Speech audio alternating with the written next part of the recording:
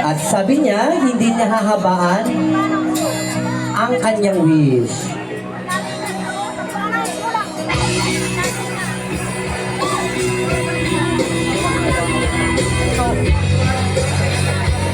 So, for the emergency call, meron po tayong power, difficulties, and interruption dun po sa ating may Meralco poste. So, for the immediate response po, pakitunguhan muna po ito. Kasi kanina pa namin sinasabing mahina ang kuryente dito. So, na-overload talaga. Kaya ko nga po ini-announce, di po ba, na pakipuntahan po ang Meralco poste dahil may immediate pong power, difficulties, and interruption. Kaya puntahan po. So ito po, kailangan ko po mga magiting na susunog bago niyo pupuntahan, puntahan niyo na po.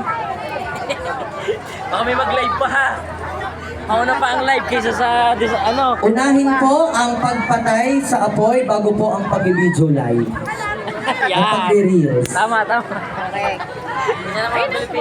Itinuturo sa akin para i-announce ko, puntahan niyo na po dahil na-announce na natin. So iwasan po natin ang paglapit, iyan po ay normal at wala po magaganap na pagsabog.